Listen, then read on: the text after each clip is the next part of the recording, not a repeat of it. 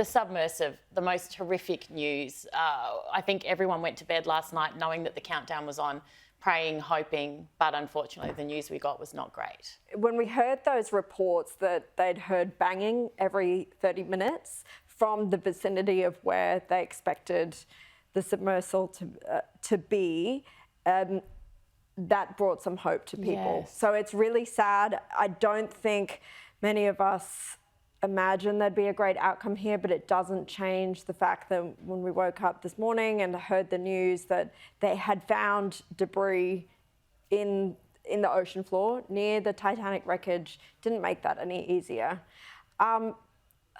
It's a really tragic story, and I just can't help thinking that so much of this could have been prevented had warnings that date back to 2018 about the risks involved been heeded.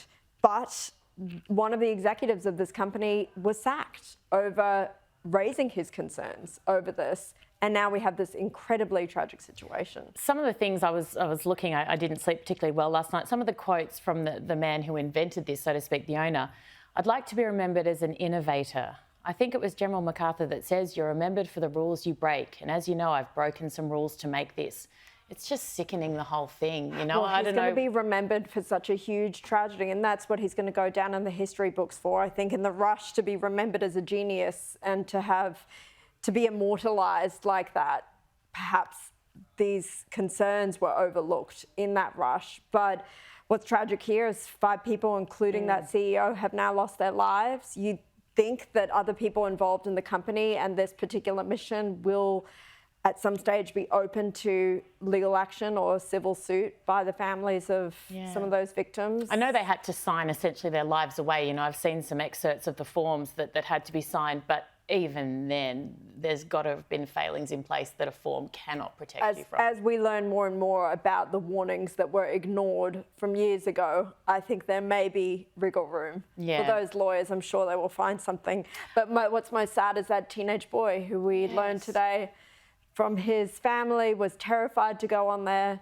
decided to go anyway because it was a Father's Day weekend adventure with his dad.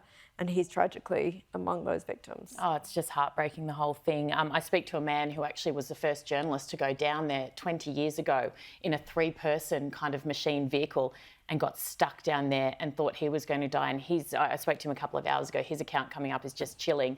What about cybersecurity? That's another thing that's chilling. This is something I'm very passionate about. What's the latest there?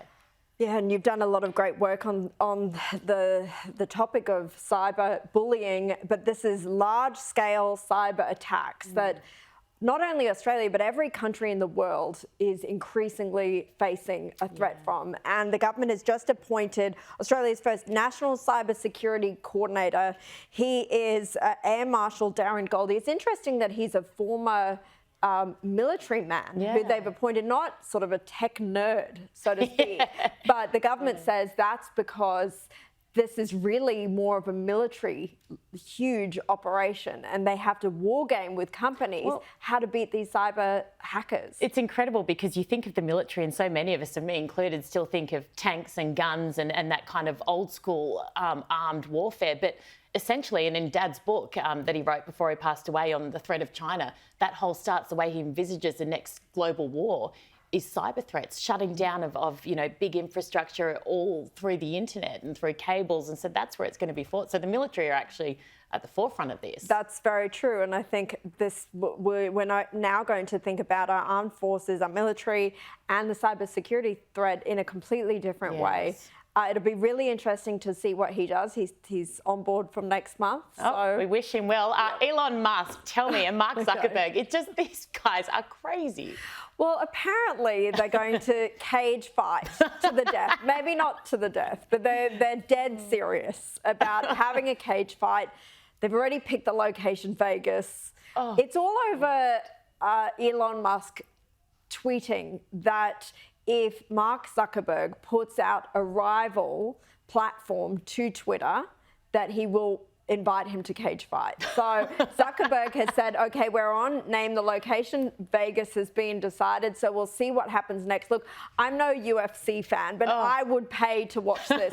You're thinking a couple of social media nerds. But actually, Mark Zuckerberg has been competing in Brazilian Jiu-Jitsu. So oh, no way. He might have a shot. And look, if it's a knockout in the first few seconds, Elon Musk could just jump in one of his spaceships to outer space and just ride it out until the embarrassment is over. Look, I'd be more interested if it was jelly wrestling, and it sounds a little bit sick, to be honest. I don't know if I want to see those matches. Caroline Marcus, thank you so much.